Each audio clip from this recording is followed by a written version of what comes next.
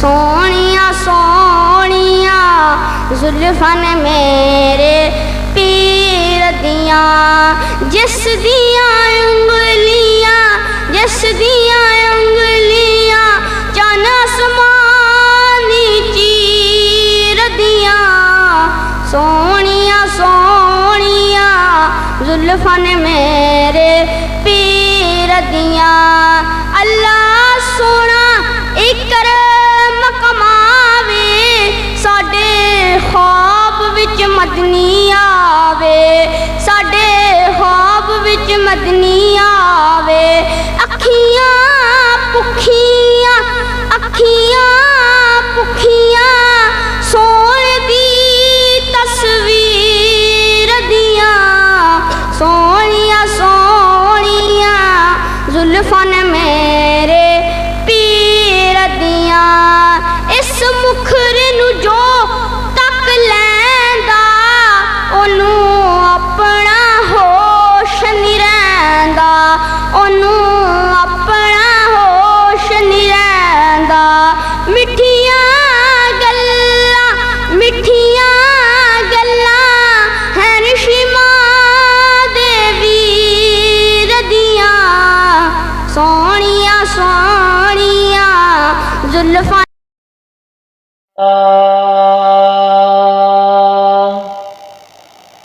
अल्हम्दुलिल्लाह नहमदुहु व नस्तईनुहु व नस्तगफिरुहु व नुमिनु बिही व नतवक्कलु अलैहि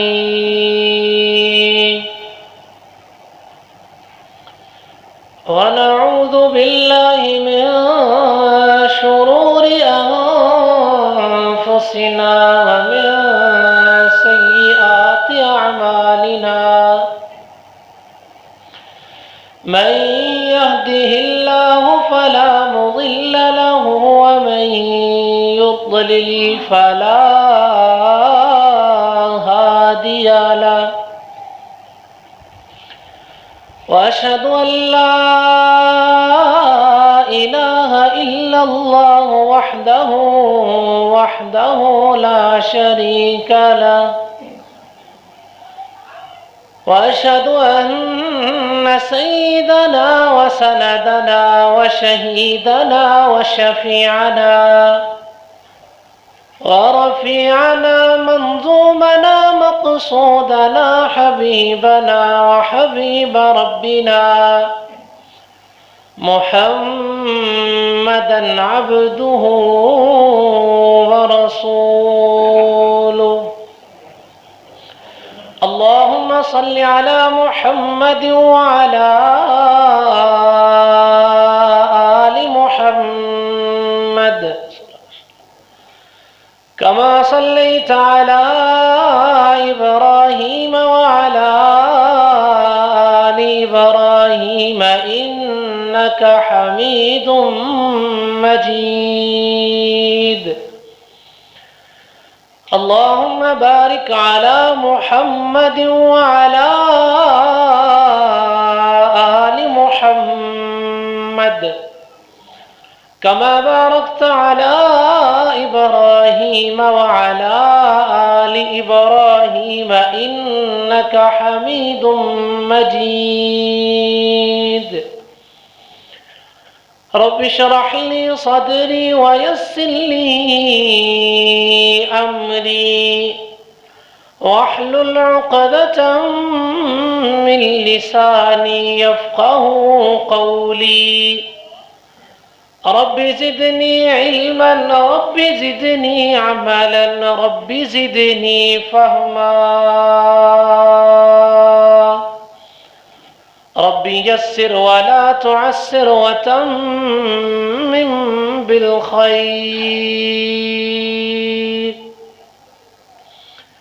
अऊज़ु बिल्लाहि अस्समीइल अलीम मिनश शैतानिर रजीम। बिस्मिल्लाहिर रहमानिर रहीम। وَلَقَدْ نَصَرَكُمُ اللَّهُ بِبَدْرٍ وَأَنْتُمْ أَذِلَّةٌ فَاتَّقُوا اللَّهَ لَعَلَّكُمْ تَشْكُرُونَ وقال الله تبارك وتعالى في مقام آخر ولا تباشروهن وأنتم عاكفون في المساجد وقال الله تبارك وتعالى إنا أنزلناه في ليلة القدر وما أدراك ما ليلة القدر ليلة القدر خير من 1000 شهر وقال النبي صلى الله عليه وسلم من اغبرت قدم عبد في سبيل الله حرم الله عليه النار.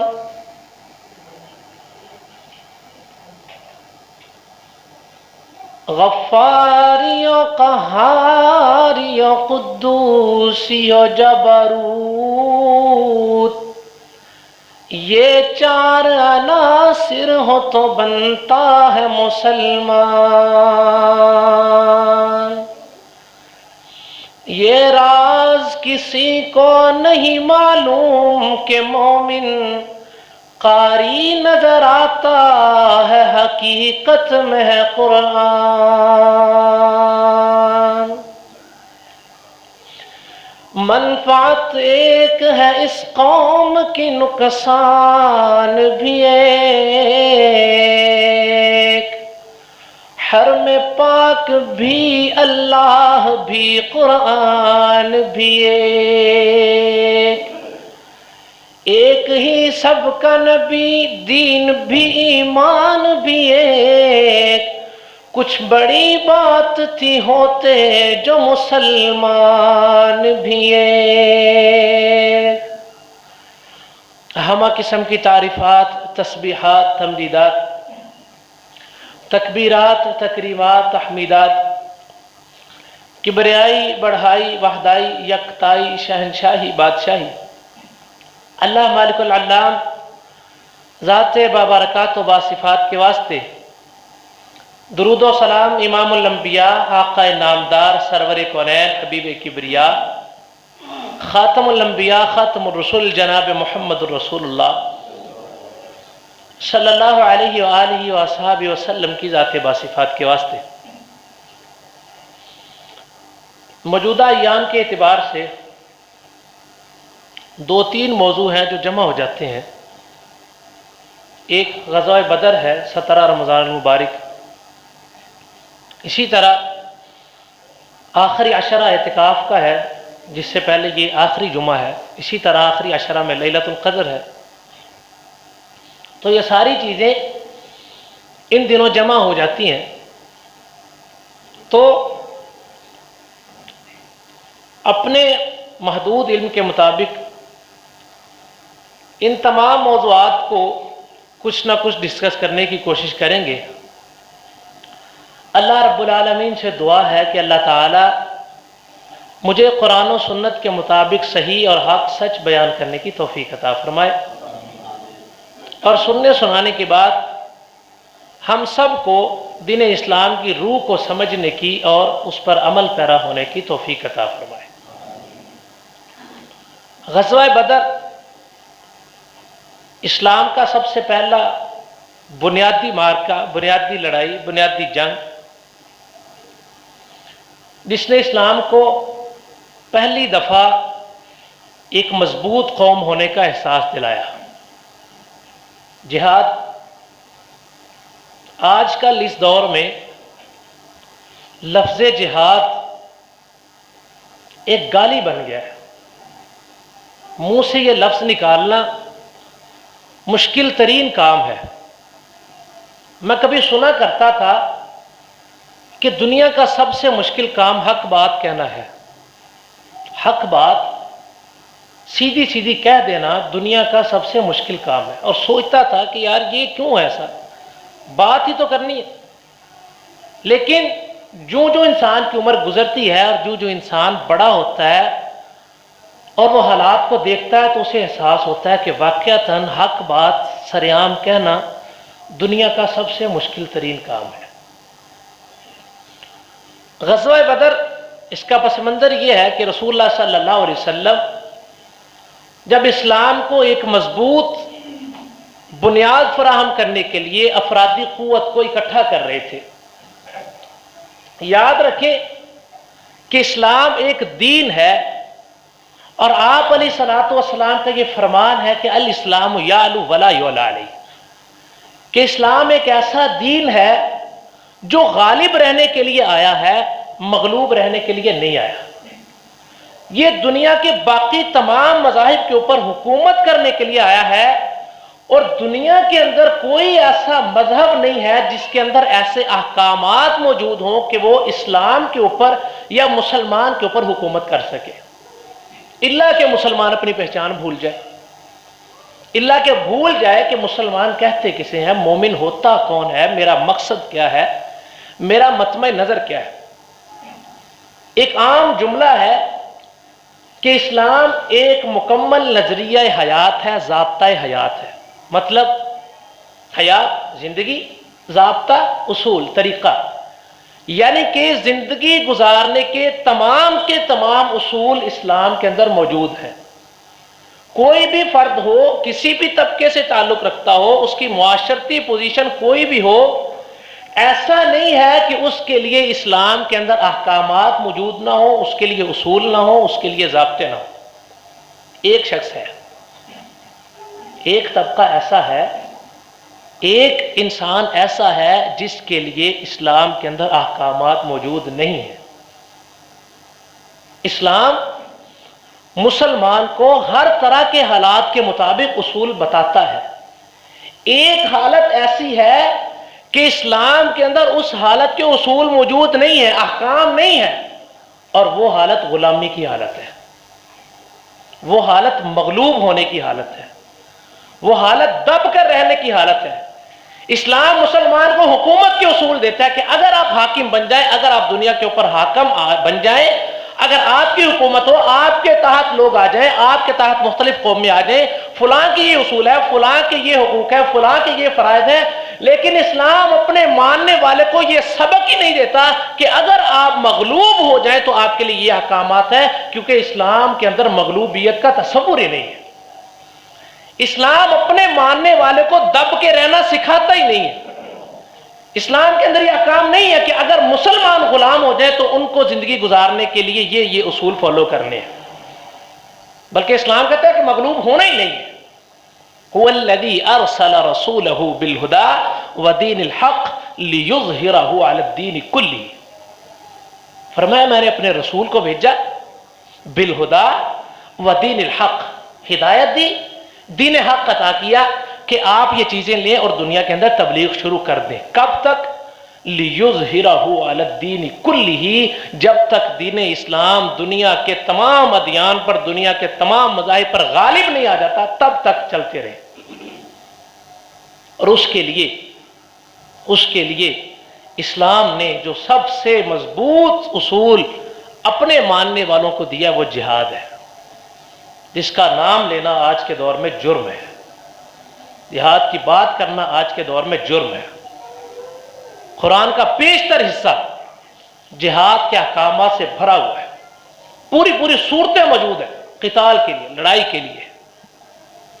تو رسول اللہ صلی اللہ علیہ وسلم نے کچھ صحابہ کرام کو بھیجا کہ شام سے قافلہ واپس آ رہا ہے، مکہ کے کفار کا ہے، اگر آپ اس قافلے کے اوپر حملہ کر لیتے ہیں اور آپ غالب آ جاتے ہیں تو اس سے مسلمانوں کو مالی قوت ملے گی۔ اور کتنی مالی قوت؟ اور میں اس قافلے کے پاس جو مال ہے اس کی مالیت تقریباً 262 کلو سونے کے برابر ہے۔ آج کل سونا تولوں میں بکتا ہے، ماشوں میں، اور میں اس کے پاس جو مالیت ہے 262 کلو سونے کے برابر وہ مالیت ہے۔ اگر وہ اسلام کے ہاتھ لگ جائے تو وہ مال غنیمت ہے، اور اس سے فائدہ کیا ہوگا کہ مسلمان مضبوط ہو جائیں گے۔ یہ جنگ کی تیاری چل رہی ہے، یہ جنگ کا پس منظر ہے۔ ظاہر ہے جب حملہ ہوتا ہے تو اس کے نتیجے میں اس کا ریاکشن آتا ہے۔ تب دونوں گروہوں نے فیصلہ کیا، مقام طے کیا غزوہ بدر کا۔ یہ پس منظر ہے جو مختصراً ہے۔ اب مسلمانوں کی حالت کیا ہے؟ 319 سے 313 کے درمیان میں تعداد ہے، مورخین کا اختلاف ہے، اور کفار کی تعداد 1000 لشکر کے برابر ہے۔ کفار کے پاس ہر فرد کے پاس 2 سواریاں ہیں، اور رسول رحمت صلی اللہ علیہ وسلم جنگ سے پہلے سواریاں بانٹ رہے ہیں، اور اپنے صحابہ کو ایک سواری دے کے کہتے ہیں کہ آپ 3 لوگ ایک سواری رکھ لیں۔ اور حضور صلی اللہ علیہ وسلم کے ساتھ جناب علی المرتضیٰ رضی اللہ تعالیٰ عنہ اور حضرت ابو لبابہ رضی اللہ تعالیٰ عنہ تیسرے آپ علیہ السلام، یعنی لشکر کے سالار ہیں، قافلے کے سردار ہیں، لے کر چل رہے ہیں، لیڈ کر رہے ہیں، لیکن اپنے لیے بھی مکمل سواری نہیں رکھی۔ فرمایا جیسے باقی صحابہ کے لیے 3 ہیں، میرے پاس 1 سواری، اور میرے ساتھ علی المرتضیٰ اور ابو لبابہ رضی اللہ تعالیٰ عنہ شریک ہوں گے۔ یہ جنگ کی تیاری چل رہی ہے، اور رسول اکرم صلی اللہ علیہ وسلم جنگ کے لیے جا رہے ہیں، باری باری سوار ہو رہے ہیں۔ ایک دفعہ حضرت علی المرتضیٰ، ایک دفعہ رسول اللہ صلی اللہ علیہ وسلم، ایک دفعہ ابو لبابہ رضی اللہ تعالیٰ عنہ۔ آپ علیہ السلام کی پیدل چلنے کی باری آئی، دونوں صحابہ کرام رضوان اللہ علیہم اجمعین نے اتفاق رائے سے کہا کہ اللہ کے رسول صلی اللہ علیہ وسلم آپ ہمارے راہبر ہیں، ہم پیدل چل لیتے ہیں، آپ سواری کے اوپر سوار رہیں۔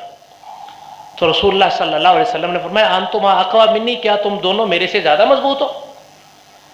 کیا تم دونوں کے اندر میرے سے زیادہ طاقت ہے؟ کیا تمہارے اندر میرے سے زیادہ ہمت ہے؟ کیا تمہارا جذبہ میرے سے زیادہ ہے؟ سواری زیادہ نہیں ہے، تلواریں زیادہ نہیں ہیں، اسلحہ زیادہ نہیں ہے، ہتھیار زیادہ نہیں ہے، لیکن جذبہ زیادہ ہے، اور جنگ اور جہاد جذبوں سے لڑی جاتی ہے، ہتھیاروں سے نہیں لڑی جاتی۔ ورنہ تعداد میں مسلمان آج زیادہ ہیں، تعداد میں آج مسلمان زیادہ ہیں، لیکن جب جنگ لازم ہو جائے، جب جہاد لازم ہو جائے، تو یہ نہیں دیکھا جاتا کہ کون کم ہے اور کون زیادہ ہے۔ اللہ رب العالمین نے فرمایا کم من فئۃ قلیلۃ غلبت فئۃ کثیرۃ باذن اللہ۔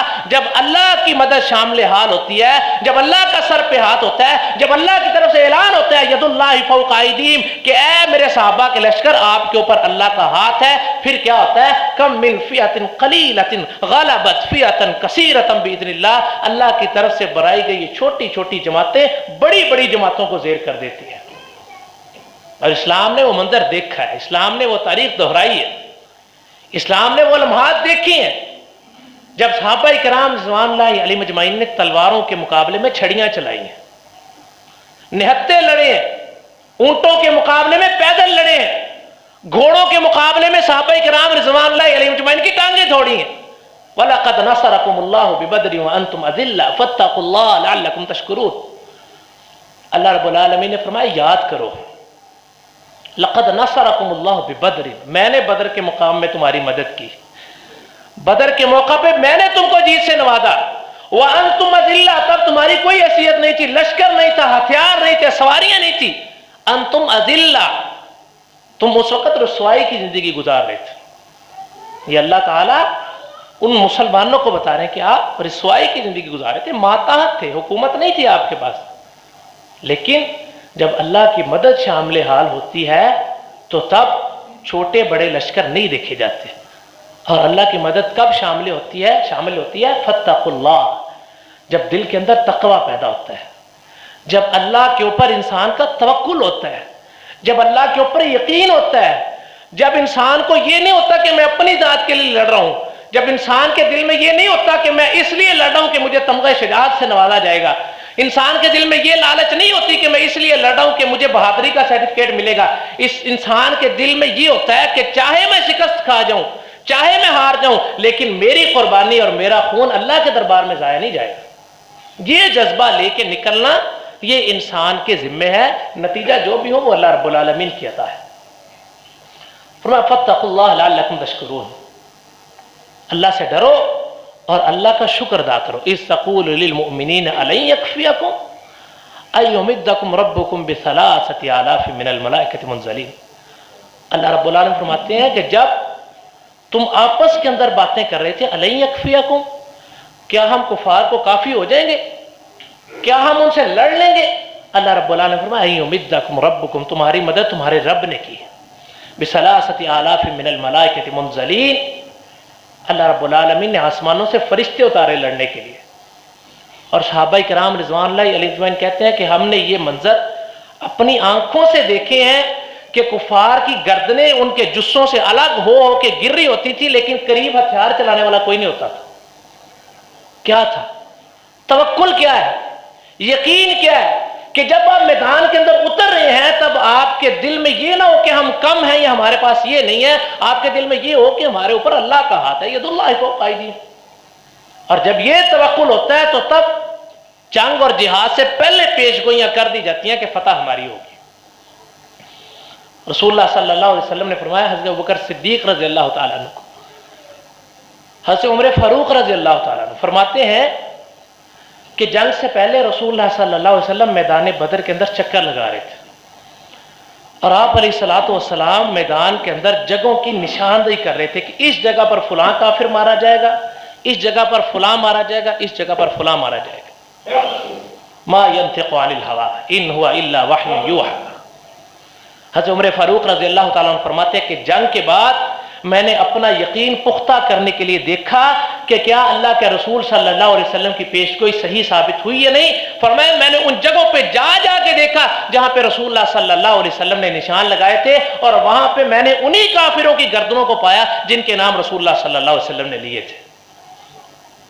ये तवक्कुल है, ये यकीन है। और ऐसा क्यों हुआ?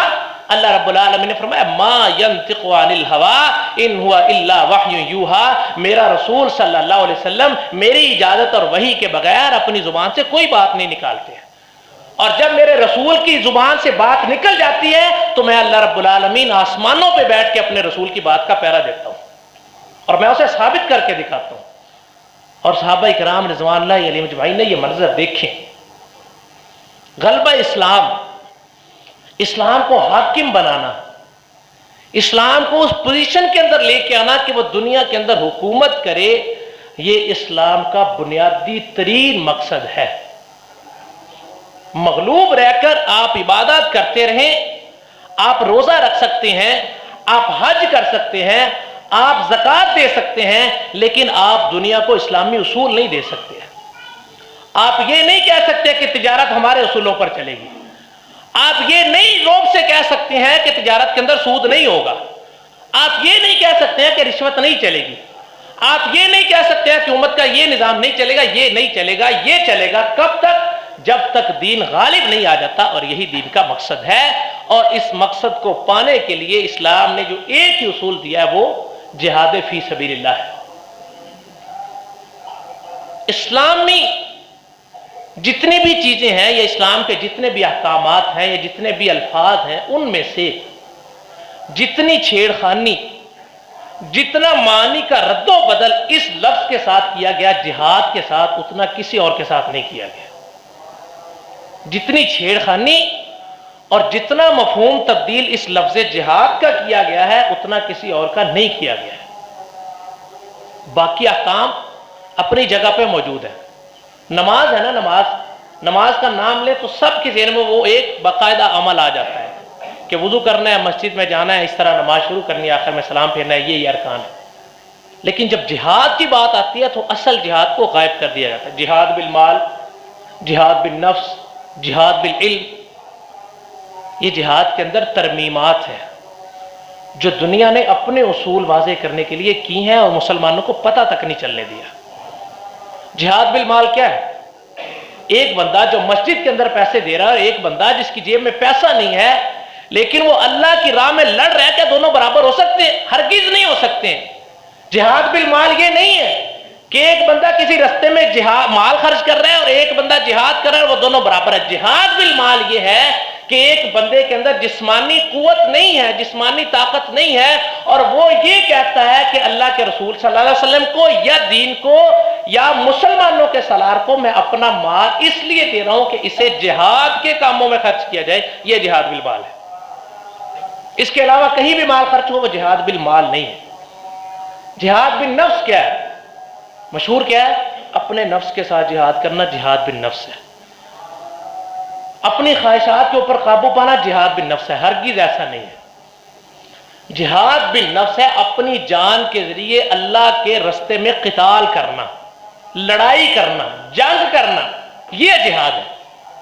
اللہ رب العالمین نے شبہ دور کرنے کے لیے، وہم ختم کرنے کے لیے کہ جہاد اس کا لفظی معنی ہے کوشش کرنا، اس کا لفظی معنی ہے کوشش کرنا، تو انسان یہ سمجھتا ہے کہ کسی بھی معاملے میں اگر میں کوشش کر رہا ہوں تو میں جہاد کر رہا ہوں۔ اللہ رب العالمین نے شبہ ختم کرنے کے لیے لفظ ذکر کیا، فرمایا یا ایھا الذین آمنوا کتب علیکم القتال وہو کرہ لکم، اے ایمان والو تمہارے اوپر لڑنا فرض کیا گیا ہے، قتال فرض کیا گیا ہے، وہو کرہ لکم، اور وہ تمہارے لیے وہ اچھا نہیں ہے، تمہاری طبیعتوں کو اچھا نہیں لگتا ہے، اللہ تعالیٰ نے پہلے بتایا، لیکن فرمایا عسیٰ ان تحبوا شیئا وہو شر لکم وعسیٰ ان تحبوا خیرا وہو شر لکم، قریب ہے کہ کوئی ایسی چیز جو آپ کو اپنے لیے پسند ہو لیکن اللہ کے ہاں وہ آپ کے لیے اچھی نہ ہو، اور یہ بھی ممکن ہے کہ ایک چیز آپ اسے اپنے لیے ناپسند کرتے ہوں لیکن اللہ کے ہاں مسلمانوں کی بہتری اسی میں ہو، اور انہی چیزوں میں سے ایک چیز جہاد ہے، جس کو مسلمان سمجھتے ہیں کہ یہ تو فتنہ ہو جائے گا، جو دنیا کے اندر بربادی ہو جائے گی، اللہ تعالیٰ نے پہلے فرمایا کتب علیکم القتال وہو کرہ لکم، تم اسے ناپسندیدہ شمار کرو گے، ناپسندیدہ خیال کرو گے، لیکن اللہ کے ہاں یہ بھلائی کا ذریعہ ہے۔ ایک صحابی رسول صلی اللہ علیہ وسلم آپ علیہ الصلوۃ والسلام کی بارگاہ میں حاضر ہوئے، فرمایا اللہ کے رسول صلی اللہ علیہ وسلم کوئی ایسا عمل بتائیں، کوئی ایسا عمل بتائیں جو اس مجاہد کے برابر ہو جائے جو مجاہد اللہ کے رستے میں اپنی جان لے کر لڑنے کے لیے نکل جاتا ہے۔ آپ علیہ الصلوۃ والسلام نے فرمایا فما تستطیعون، ایسا کوئی عمل نہیں ہے، اگر ہے تو تم اس کی استطاعت نہیں رکھتے ہو۔ فرمایا اللہ کے رسول صلی اللہ علیہ وسلم بتائیں تو، فرمایا ما تستطیعون، دوسری مرتبہ پھر جواب دیا، فرمایا جو بندہ اللہ کے رستے میں لڑ رہا ہے اپنی جان کے ذریعے اس کے برابر جانے کے لیے جو ایک عمل ہے تم اس کی طاقت نہیں رکھتے ہو۔ پھر اصرار کیا، اللہ کے رسول صلی اللہ علیہ وسلم بتائے تو، رسول اللہ صلی اللہ علیہ وسلم نے فرمایا کہ کیا آپ یہ طاقت اور ہمت رکھتے ہیں کہ جب مجاہد لڑنے کے لیے اپنے گھر سے نکل جائے تب روزہ رکھ لیں، اور جب وہ جہاد سے فارغ ہو کر فتح کے بعد 1 ماہ لگ جائے 2 ماہ لگ جائیں واپس آ جائے تب روزہ افطار کریں، اور یہ روزہ سو کر نہیں گزارنا ہے، ایک آدھ نماز پڑھ کر نہیں گزارنا ہے یا اذکار کر کے نہیں گزارنا ہے، یہ پورے کا پورا ٹائم پیریڈ قیام کی حالت میں کھڑے ہو کر اللہ کے رستے میں اللہ کے قرآن کو پڑھ پڑھ کے گزارنا ہے، خاموش نہیں رہنا کہ آپ کا نفس اس کی طاقت رکھتا ہے۔ صحابی فرمانے لگے اللہ کے رسول صلی اللہ علیہ وسلم میرے پاس اس کی طاقت نہیں ہے۔ تو اللہ کے رسول صلی اللہ علیہ وسلم نے فرمایا کہ پھر اسلام لانے کے بعد اس مجاہد کے برابر کوئی اور عمل نہیں ہے۔ کیسے ہم جہاد کو اتنا ڈیگریڈ کر سکتے ہیں؟ جو اسلام کی چھت ہے، اسلام کی چوٹی ہے، چھت کے بغیر مکان مکمل نہیں ہوتا ہے۔ آپ دیواریں کر کے بیٹھ جائیں، آپ کا مکان مکمل نہیں ہے، آپ وہاں پہ نہیں بیٹھ سکتے۔ آپ کی 4 دیواری مکمل ہے لیکن آپ کی حفاظت مکمل نہیں ہے۔ اسی طرح ارکان اسلام پر عمل کر کے اسلام کی 4 دیواری مکمل ہے لیکن اس چھت کے بغیر اسلام کی حفاظت مکمل نہیں ہے، اور اسلام کا غلبہ اس کے بغیر نہیں ہو سکتا۔ اب حالات کے مطابق سوال کیا جاتا ہے کہ جہاد کیا فرض ہو چکا ہے، یا جہاد کب فرض ہوگا، یا جہاد کن کے لیے ہے، سوال ہوتا ہے نا۔ تو اس کے لیے قرآن مجید نے کچھ اصول وضع کیے ہیں، کچھ ضوابط بتائے ہیں کہ اگر یہ کام ہو جائیں، اگر یہ کام ہو جائیں تو جہاد کرنا مسلمانوں کے لیے فرض ہو جاتا ہے۔ اب ہر انسان سمجھدار ہے، ہر انسان حالات کو جانتا ہے، حالات سے واقف ہے۔ یہ قرآنی آیات یا قرآنی اصول جو اللہ رب العالمین نے بیان کیے ہیں وہ آپ کے سامنے رکھ دیتا ہوں، اس کے بعد ہر انسان غور کرے، فکر کرے، سوچے کہ کیا ان احکامات کے بعد جہاد فرض ہو چکا ہے یا نہیں ہوا۔ اور یاد رکھیں کہ ان احکامات کے اندر جب بھی اللہ رب العالمین تم کا لفظ استعمال کرتے ہیں کہ آپ پر جہاد ہے یا آپ کے لیے لڑائی ہے یا آپ کو چاہیے کہ جنگ کریں یا آپ کو چاہیے کہ قتال کریں، وہ آپ سے مراد کوئی ایک ملک یا سرحد نہیں ہے، وہ آپ سے مراد مسلمان ہے، وہ دنیا کے کسی بھی خطے سے ہو۔ اور اگر وہ لڑائی اسلام کے لیے ہے تو وہ جہاد ہے، اگر وہ اپنے ملک اور خطے کے لیے تو وہ جہاد نہیں ہے، وہ جنگ ہے۔ اگر وہ لڑائی غلبہ اسلام کے لیے ہے تو وہ جہاد ہے. اگر اس لڑائی کا مقصد غلبہ اسلام نہیں ہے، دین نہیں ہے، مسلمان کی حفاظت نہیں ہے، بلکہ اپنے شہری کی حفاظت ہے، تو وہ جہاد نہیں ہے، وہ لڑائی ہے، وہ جنگ ہے. کیسے ممکن ہے کہ ایک سرحد سے ادھر بیٹھا ہوا مسلمان اس کے اوپر ظلم ہو تو لڑائی فرض نہیں ہے، سرحد سے ادھر بیٹھے ہوئے مسلمان پر ظلم ہو تو لڑائی فرض ہے؟ کیسے ممکن؟ رسول اللہ صلی اللہ علیہ وسلم کے کاغذات میں آپ علیہ الصلوۃ والسلام کے اصولوں کے مطابق اگر کوئی شخص مسلمان ہے تو وہ روم سے تعلق رکھنے والا صہیب رومی بھی ہے تو اس کی حفاظت اسلام کے ذمہ لازم ہے. وہ فارس سے تعلق رکھنے والے حضرت سلمان فارسی رضی اللہ تعالیٰ عنہ بھی ہیں تو اس کی حفاظت اسلام کا ذمہ ہے، کسی بھی سرحد سے ہو.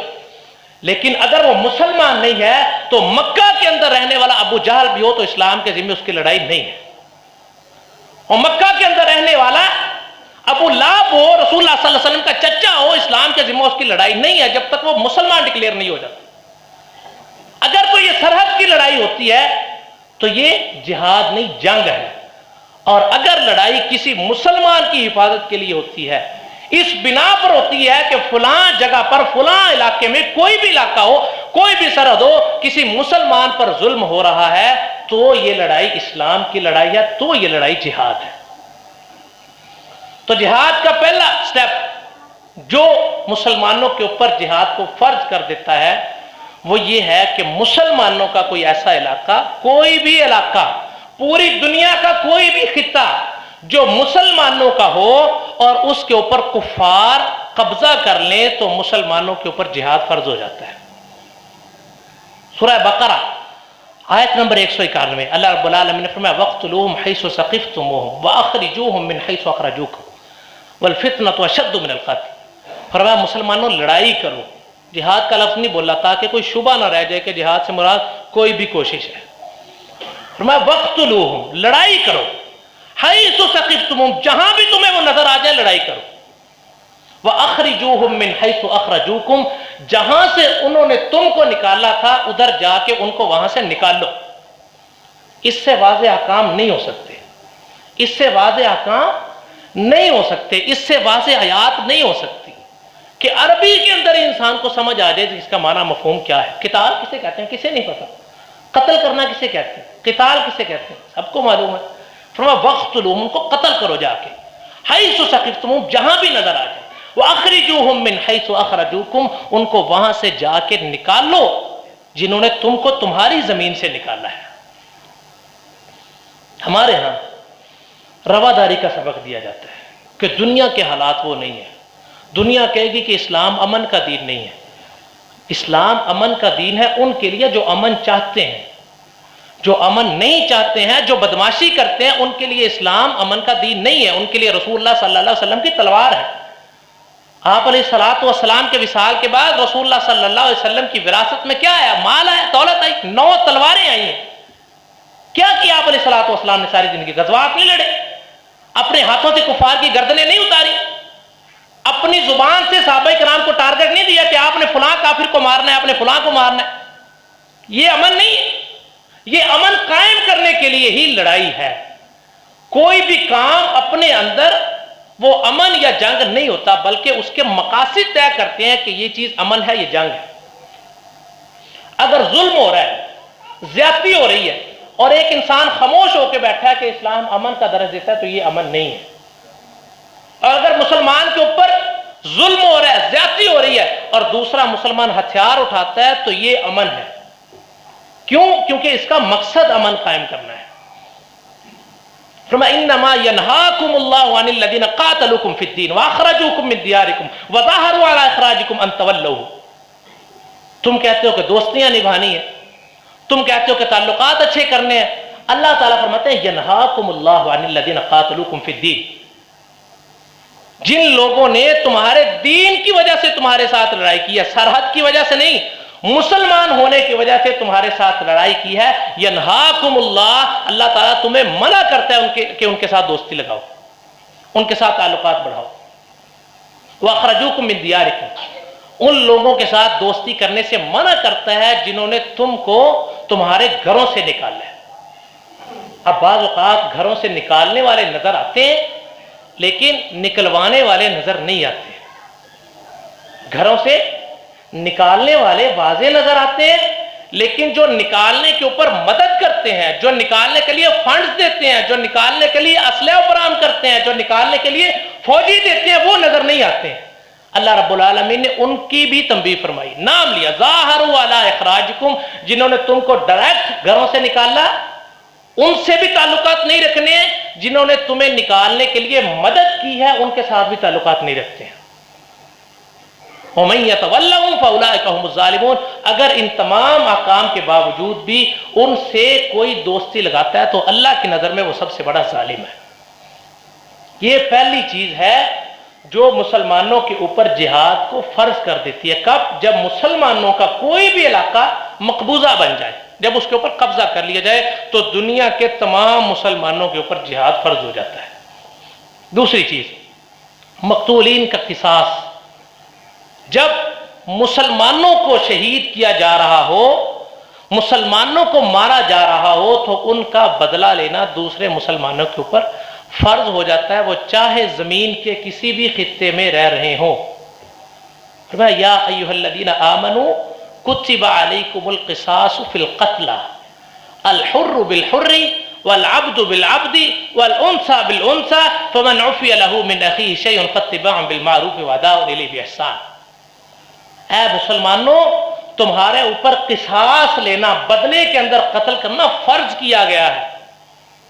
سامنے واضح ترجمہ ہے، کوئی کجری، کوئی تفسیر نہیں ہے کہ فلاں نے اس کی یہ تفسیر کی ہے، فلاں نے یہ تفسیر کی ہے. متفقہ جو سادہ ترجمہ ہے وہ یہ ہے کہ یا ایھا الذین آمنوا کتب علیکم القصاص فی القتلى، جو تمہارے مقتولین ہیں، جو تمہارے لوگوں کو شہید کیا گیا، ان کا بدلہ لینا تمہارے اوپر فرض ہے. الحر بالحر، اگر تمہارا کوئی آزاد آدمی شہید ہوتا ہے تو اس کے بدلے ان کا آزاد مارنا تمہارے اوپر لازم ہے. والعبد بالعبد، اگر تمہارا کوئی غلام مارا جاتا ہے اس کے بدلے ان کا غلام مارنا تمہارے اوپر فرض ہے. والانثى بالانثى، اسلام یہ پیغام نہیں دیتا کہ جنگ کے اندر عورتوں کے اوپر ہاتھ اٹھایا جائے، لیکن فرمایا کہ اگر کوئی عورت تمہاری مارتی جاتی ہے تو اس کے بدلے ان کی عورت بھی ماری جائے گی. اور یہ امن کا دین ہے. اگر کوئی ان احکامات کو پڑھ کے کہتا ہے کہ اسلام امن کا درس نہیں دیتا، یہی امن ہے کہ جب ظلم ہو رہا ہو تو امن کو بھول دیا جائے. یہی امن ہے کہ اسلام کو نافذ کرنے کے لیے اسلام امن کا دین ہے. کب؟ جب اسلام حکومت میں آئے گا، جب اسلام حاکم ہوگا. اگر اسلام امن کا دین ہے لیکن مغلوب رہے گا تو وہ اپنا امن دنیا کے اندر کیسے قائم کرے گا؟ تو اس امن کو قائم کرنے کے لیے بھی اللہ رب العالمین کے راستے میں قتال کرنا فرض ہے. تیسری چیز، جزیہ لینے کے لیے کفار سے. اللہ رب العالمین نے فرمایا کہ یہ جو میری زمین ہے اس کا حاکم میں ہوں. کسی کا اختلاف نہیں ہے کہ زمین کا حاکم اللہ ہے. ان الحکم الا للہ، حکومت کرنا صرف اللہ رب العالمین کا حق ہے. اور وہ لوگ جو زمین اللہ کی استعمال کرتے ہیں، زراعت اللہ کی زمین میں کرتے ہیں اور احکامات اپنے چلاتے ہیں، اللہ تعالیٰ فرماتے ہیں وہ اس قابل نہیں ہے کہ ان کو حکومت دی جائے. جو لوگ اللہ کی زمین استعمال کر کے اپنے احکامات چلاتے ہیں وہ اس قابل نہیں ہے کہ ان کے ذمے حکومت کی دی جائے. ان کے لیے کیا ہے؟ قاتل الذین لا یؤمنون باللہ ولا بالیوم الآخر ولا یحرمون ما حرم اللہ ورسولہ ولا یدینون دین الحق من الذین اوتوا الکتاب حتی یعطوا الجزیۃ عن ید وهم صاغرون. اللہ رب العالمین فرماتے ہیں ایسے لوگوں کے ساتھ قتال کرو، لا یؤمنون باللہ، جو اللہ پر ایمان نہیں رکھتے، ولا بالیوم الآخر، جو آخرت پر ایمان نہیں رکھتے، ولا یدینون دین الحق، جو دین حق کو اپنا دین تسلیم نہیں کرتے. دین حق کون سا ہے؟ اسلام. ان الدین عند اللہ الاسلام. کب تک لڑائی کریں؟ حتی یعطوا الجزیۃ عن ید وهم صاغرون، یہاں تک کہ ان سے حکومت چھین لی جائے اور وہ صغیر بن کر، چھوٹے بن کر، ماں تحت رہ کر تم کو اللہ کی زمین کا جزیہ دے کر زمین کے اندر زندگی گزاریں، تب تک ان کے ساتھ لڑائی کی جائے. یہ تیسری چیز ہے جو مسلمانوں کے اوپر جہاد کو فرض کر دیتی ہے. چوتھی چیز، اگر کوئی کافر مسلمانوں کے ساتھ معاہدہ کرتا ہے، عہد کرتا ہے کہ ہم جنگ نہیں کریں گے، ہم اس خطے کے اندر لڑائی نہیں کریں گے، اور اس کے بعد وہ اس کی عہد شکنی کرتا ہے، اس وعدے کو توڑ دیتا ہے اور جنگ کے اندر پھیل کر دیتا ہے، مسلمانوں کے اوپر ظلم کرتا ہے، عام شہریوں کے اوپر ظلم کرتا ہے، نہتے شہریوں کو رگڑتا ہے، ان کو قتل کرتا ہے۔ فرمایا اِنَّكَسُوا أَيْمَانَهُمْ مِنْ بَعْدِ عَهْدِهِمْ فَطَعَنُوا فِي دِينِكُمْ فَقَاتِلُوا أَئِمَّةَ الْكُفْرِ۔ اب دیکھیں یہاں پہ اللہ رب العالمین کا قرآن لازوال کتاب ہے، لا ریب کتاب ہے، بے عیب کتاب ہے، ایسی کتاب ہے جو قیامت تک کے لیے احکامات صادر کرتی ہے۔ ہم کہیں کہ زمانہ بدل گیا، دور بدل گیا، تو ہماری عقل اس قابل نہیں ہے کہ قرآن کو سمجھ کر آج کے دور پر لاگو کر سکیں، ورنہ اللہ کے قرآن میں کوئی ایسی کمی اور کجی نہیں ہے کہ ہم یہ کہہ سکیں کہ آج کے دور کے احکام موجود نہیں۔ جہاں پہ ضرورت تھی کفار کے ساتھ لڑنے کی، وہاں پہ اللہ نے فرمایا کہ کفار کے ساتھ لڑو۔ جہاں پہ ضرورت تھی کفار کے ائمہ کے ساتھ، کفار کے سرداروں کے ساتھ لڑنے کی، وہاں پہ ائمہ اور سردار کا لفظ استعمال کیا کہ ان کے ساتھ بھی لڑو۔ لا یؤمنون باللہ اِنَّكَسُوا أَيْمَانَهُمْ مِنْ بَعْدِ عَهْدِهِمْ وَطَعَنُوا فِي دِينِكُمْ فَقَاتِلُوا أَئِمَّةَ الْكُفْرِ۔ فرمایا اگر وہ تمہارے ساتھ معاہدہ کرتے ہیں اور اس کے بعد معاہدہ توڑ دیتے ہیں اور معاہدہ توڑ کر مسلمانوں کو مغلوب بنانے کی کوشش کرتے ہیں، مسلمانوں کے اوپر ظلم کرتے ہیں، فَقَاتِلُوا أَئِمَّةَ الْكُفْرِ، اگر وہ کفر کے سردار بھی ہوں، اگر وہ اپنے ملک کے صدر اور وزیر اعظم بھی ہوں، اگر وہ اپنے قافلے کے سالار بھی ہوں، فَقَاتِلُوا أَئِمَّةَ الْكُفْرِ، تو کفر کے ائمہ اور سرداروں کے ساتھ بھی لڑو جا کے۔ یہ تمہارا ذمہ نہیں ہے کہ ہم کم ہیں، یہ تمہاری پریشانی نہیں ہے کہ ہمارے پاس اسلحہ کم ہے، یہ اللہ رب العالمین کی ذمہ داری ہے۔ مسلمانوں کا ذمہ یہ ہے کہ اپنے پاس جو طاقت موجود ہے وہ لگا دیں، باقی اللہ خیر کرے۔ جب رسول اللہ صلی اللہ علیہ وسلم نے 1000 کے مقابلے میں 313 لشکر میں اتارے تو کیا کہا تھا؟ اللہ تعالیٰ کو مخاطب کر کے فرمایا اللہ جی یہ وہ طاقت ہے جو میں نے اپنی محنت کے ساتھ جمع کی ہے، ان کے مقابلے میں ہے یا نہیں ہے یہ آپ کو علم ہے، ان کو ہروانا ہے یا جتوانا ہے یہ آپ کی مرضی ہے، لیکن میں نے اپنی ہمت اور محنت کے ساتھ یہ طاقت جمع کی ہے۔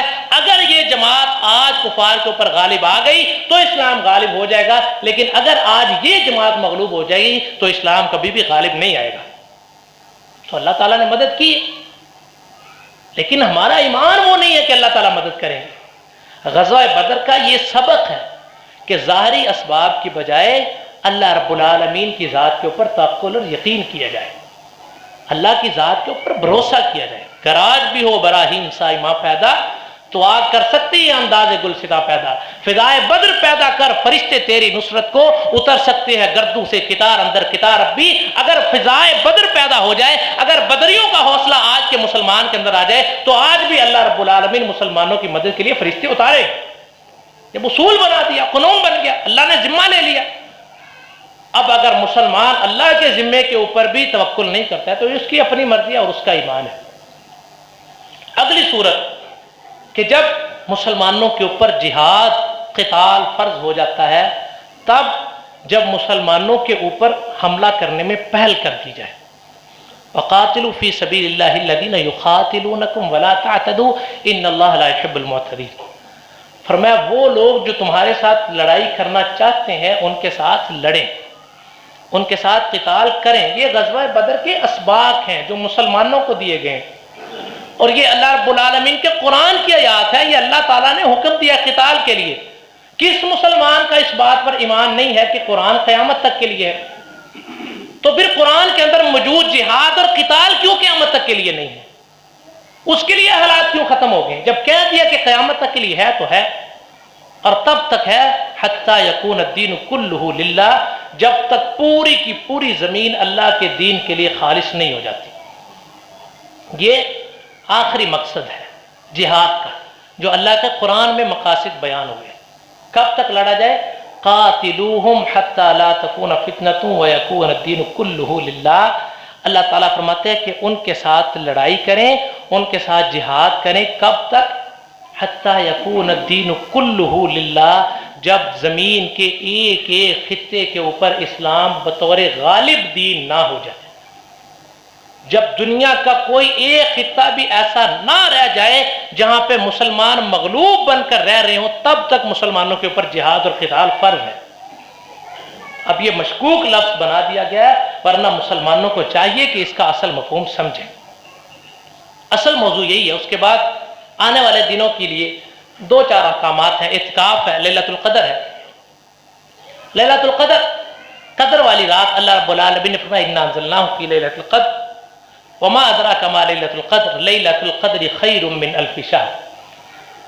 اللہ رب العالمین نے فرمایا کہ ہم نے قرآن مجید کو قدر والی رات میں نازل کیا. نزول قرآن کسی رات میں ہونا اس رات کی عظمت کے لیے کافی ہے.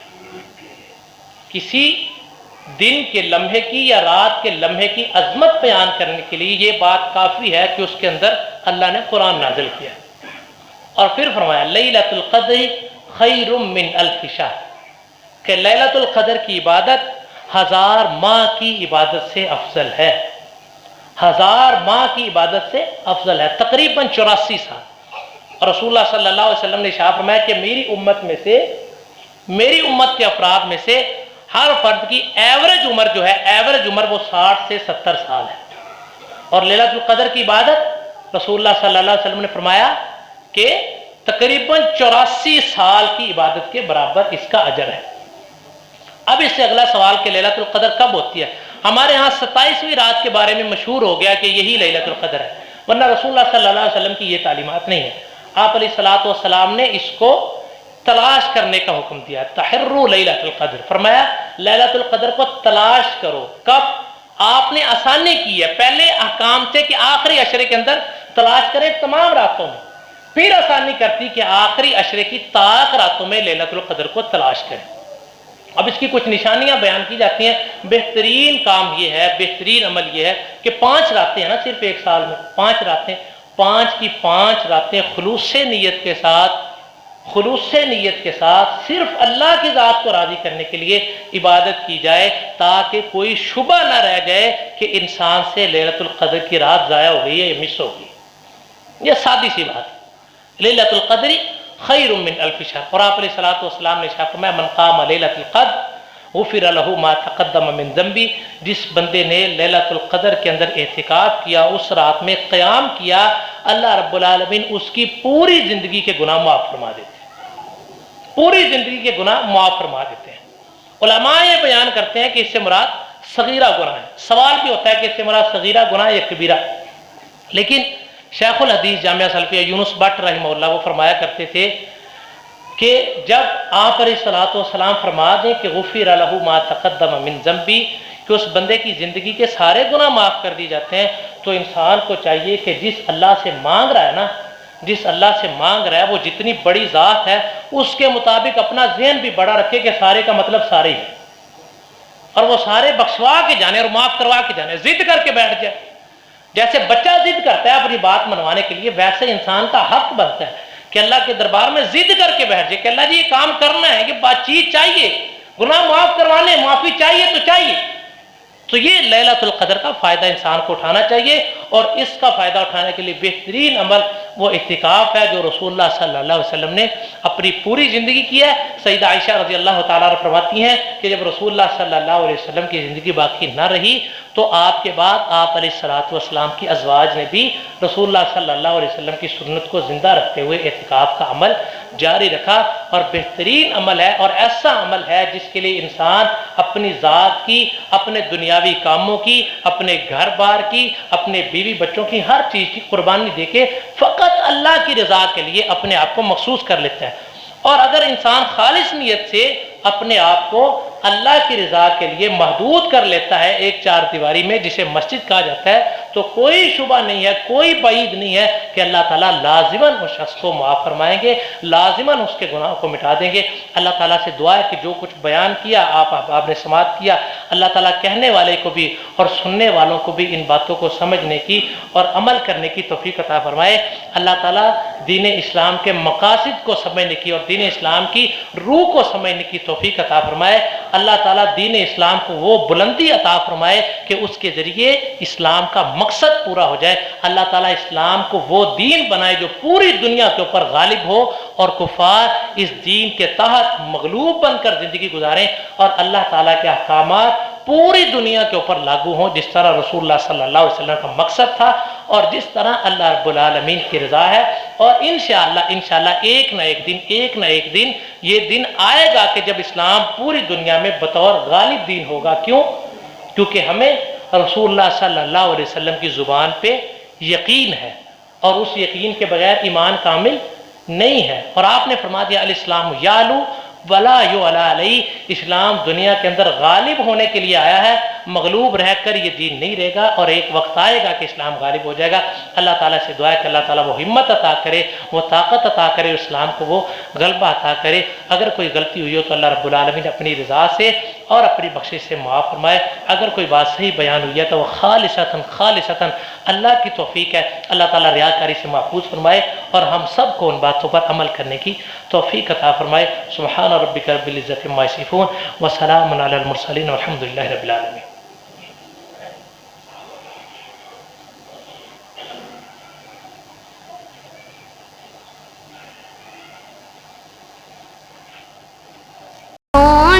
سونیاں زلفاں نے میرے پیر دیاں، جس دیاں انگلیاں چن آسمانی چیر دیاں. سونیاں زلفاں نے میرے پیر دیاں.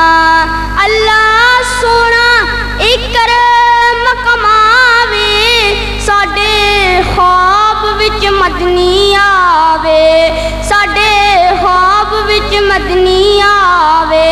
اکھیاں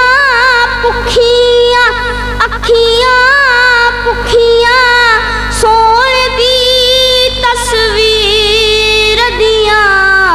سونیاں زلفاں نے میرے پیر دیاں. اس مکھر نو جو تک لیندا اونوں اپنا ہوش نہیں رہندا، اونوں اپنا ہوش نہیں رہندا. مٹھیاں گلاں ہیں شمع دے ویر دیاں. سونیاں زلفاں